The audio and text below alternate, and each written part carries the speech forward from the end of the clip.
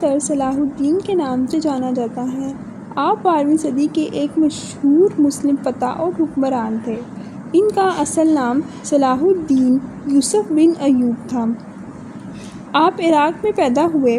آپ کے والد نجم الدین ایوبی ایک فوجی عہدیدار تھے۔ صلاح الدین نے اپنا ابتدائی بچپن شام کے شہر دمشق میں گزارا۔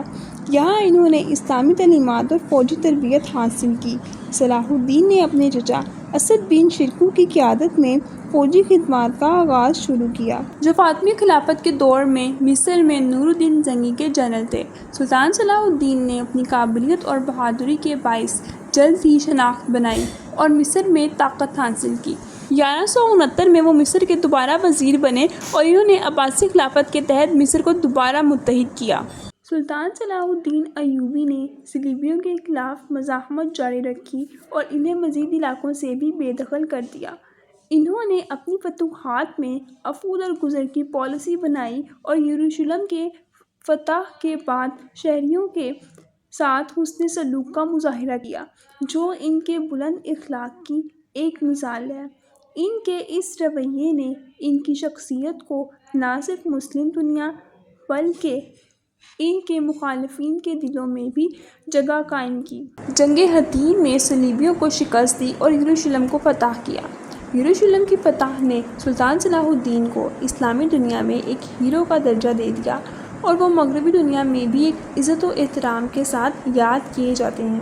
سلطان صلاح الدین نے صلیبیوں کے خلاف مہارت دکھائی اور انہیں مزید علاقوں میں داخل ہونے سے منع کیا اور ان کو شکست دی۔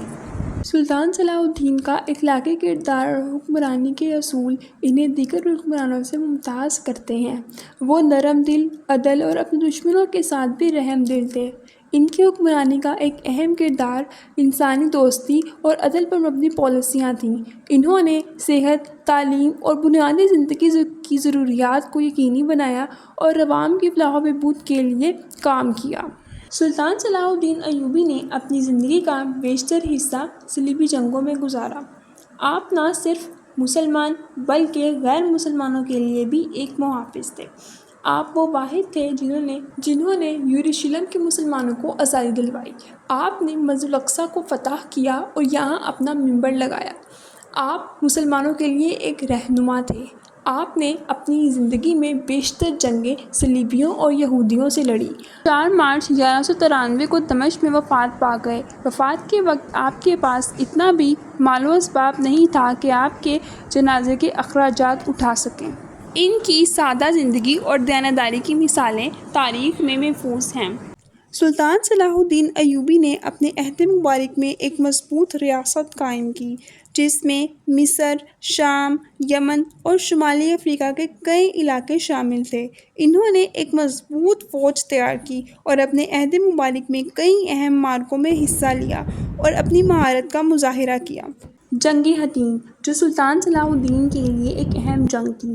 جنگ حطین صلیبی جنگوں کا سب سے اہم معرکہ تھا، جس میں سلطان صلاح الدین نے صلیبیوں کو فیصلہ کن شکست دی۔ اس جنگ میں صلیبیوں کی بڑی تعداد کو قیدی بنا لیا گیا اور باقیوں کو سوائے ہستی سے مٹا دیا گیا، اور اس کے بعد سلطان صلاح الدین نے یروشلم یعنی بیت المقدس پر قبضہ کر لیا۔ سلطان صلاح الدین نے یروشلم کو صلیبیوں سے آزاد کروایا۔ یروشلم کی فتح مسلمانوں کے لیے ایک عظیم کامیابی تھی اور سلطان صلاح الدین نے اس موقع پر اپنے عظیم اخلاقی کردار کا مظاہرہ کیا، جہاں انہوں نے دشمنوں کے ساتھ رحم دلی اور انصاف کا برتاؤ کیا۔ یروشلم کی فتح کے بعد صلیبیوں نے تیسری جنگ کا آغاز کیا۔ ریچھ شیر دل سمیت مغربی یورپ کے کئی بادشاہوں نے اس جنگ میں حصہ لیا۔ سلطان صلاح الدین ایوبی اور ریچھ شیر کے درمیان کئی معاہدے ہوئے، لیکن سلطان صلاح الدین نے حکمت عملی اور بہادری کے ساتھ مقابلہ کیا اور دشمن کی چالوں کو بے نقاب کیا۔ مثال قائم کی۔ آج بھی ان کا نام بہادری، عدل، اصول پسندی کے ساتھ لیا جاتا ہے اور وہ مشرق و مغرب دونوں میں احترام کی نگاہ سے دیکھے جاتے ہیں۔